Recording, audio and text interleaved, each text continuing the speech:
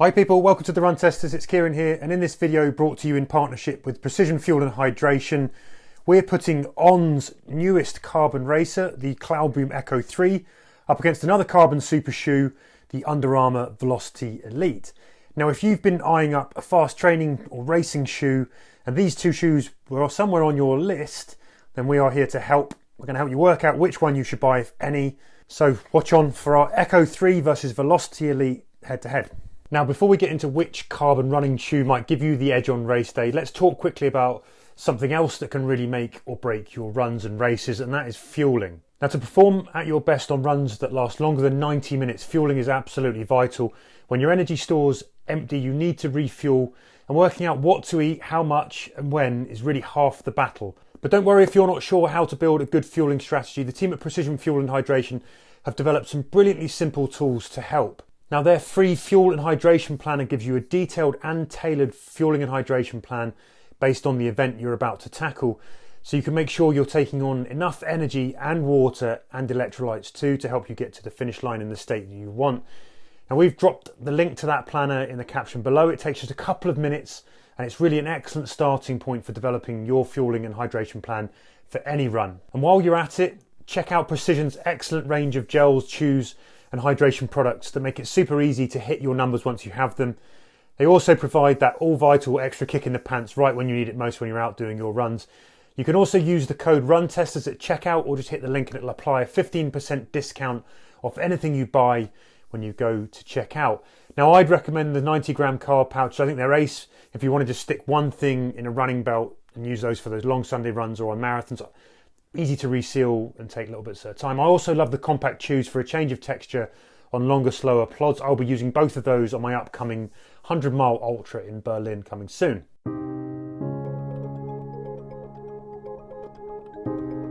Now onto the details then. The Cloudboom Echo has a stack of 37 mils in the heel, 28 mils in the forefoot for an overall 9 mil drop.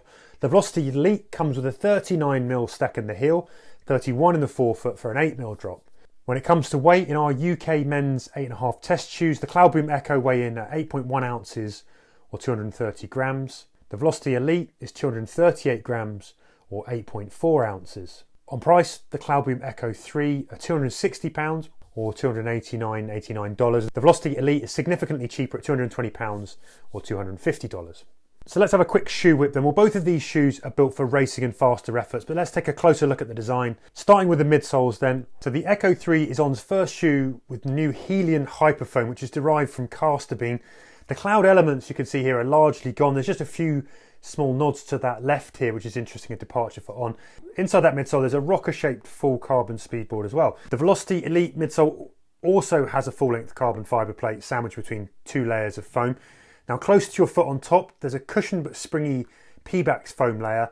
Underneath that plate, there's a wedge of Under Armour's new softer, lighter, supercritical flow foam. Inside this shoe as well, there's also a TPE sock liner to add a bit of extra cushioning, protection and bounce. Now, there's quite a lot of similarities in the shape and geometry. The width of the forefoot and the heel is quite similar, though the rocker, I think, on the On Cloudboom Echo is slightly more pronounced.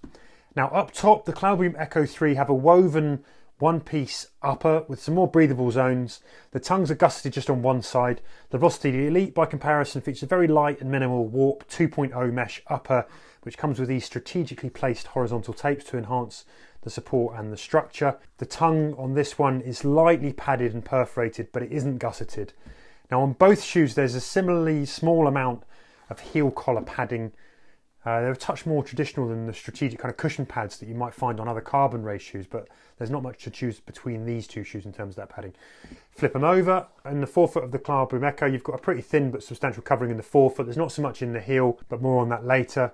The Velociti Elite outsole is a different story. It mimics the Under Armour Velociti Wind 2 by not having an outsole. Instead, the supercritical flow foam is so durable enough and cut for grip, so there's no need for extra rubber.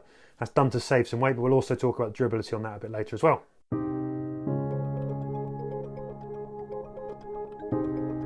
So when it came to fit, I ran in a UK 8.5 in both of these shoes, which is my normal size, and I'd recommend going true to size in both. But I think if you've got particularly wide feet, I think the Echo 3 might come up a little bit narrow around the kind of big toe knuckle, so across this kind of back of the midfoot here. or front of the midfoot, sorry, back of the forefoot. So watch out for that. The Under Armour Velociti Elite has a racy feel, but it doesn't hug as much as many carbon shoes. A bit more roomy. It's definitely noticeably more roomy than the Cloudboom Echo 3, with more room in the toe box to wiggle those toes.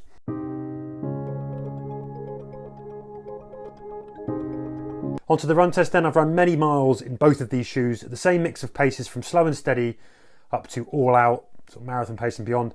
And that's on a mix of terrains, plenty of road and tarmac, and a good helping of light river paths too. I've run half and full marathons in both, as well as long slow pods and intervals. I've also done a side-by-side mile with one shoe on each foot. Now both of these shoes have merit. The Velociti Elite has good uppers, comfortable disappearing fit and great stability. It's light, agile and nimble, easy and fun to run in over most distances. But if you're looking for the punchiest marathon race shoe out there, this isn't it. The firmer supercritical flow foam, I think, lacks the lively propulsive ride that we've come to expect in the best carbon plate marathon racers. And the firmer ride, I think, definitely won't be to everyone's liking. So some people might not want to take it longer distance. Particularly at the sort of mile 22 of a marathon, it can become a bit firm, a little bit less protective, a little bit less energy giving. Now when it comes to the On Cloudboom Echo, this is On's best carbon race shoe by far, and it's marked improvement on previous generations. It's lively, it's energetic, it's easy to run in, it feels good on the foot the moment you slip it on. There's a really nice balance to the foam plate and rocker combination that encourages you to run in your best form. Now like the Velociti Elite, it lacks a little protection deeper into longer time on feet. In my marathon tests, just found it lacked a little bit of that cushion. And if anything, the Velociti Elite is marginally more protective. That's also a roomier shoe, more comfortable on the foot. Though again, that might depend on how hugging you like your race fit. If you like it snug, the Echo is definitely more dialed in. So if you like that race fit, go for that one. On durability, the Velociti Elite are markedly better, despite that exposed midsole kind of outsole design. But there's some worrying wear and tear on the On Cloudboom Echo in the heels, particularly where it's been cutting up. I think the Velociti Elite are largely untouched.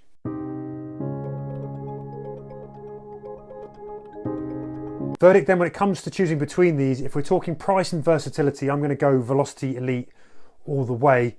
But I choose the Echo 3 for all-out racing. Definitely up to the half marathon, but probably for the marathon too if I had to choose between these two shoes. Though you'll pay for it in terms of the price. I think you get more performance in the Echo 3. They just have a bit more pop in them. There's more coming back from the combination of the plate, the midsole and the rocker. And they just feel a bit more all-out racy.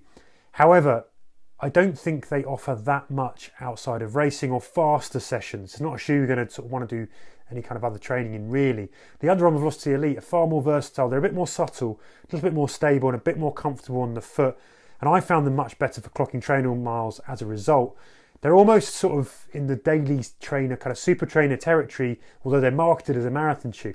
Now that said, some runners might find both lack the kind of protection you'd get from like a Vaporfly 3 or a Saucony Endorphin Pro on longer runs. So if you like it more cushioned, you're looking for a race shoe, you maybe want to go elsewhere for both of these shoes. So there you have it. That's been our head-to-head of the Velociti Elite and the Cloudboom Echo 3. I hope you found it useful. If you did, please do us a favour and hit the like button. If you're not already a subscriber, why not subscribe while you're at it? Ring the bell so you get notified when other videos come. If you're interested in carbon races, here's another video on the channel that you should definitely watch, popping up now. Otherwise, it's been a pleasure chatting to you about these shoes, and I hope to see you again soon on the run testers. Happy running, everyone. Good luck with whatever it is that you're trying to achieve out there.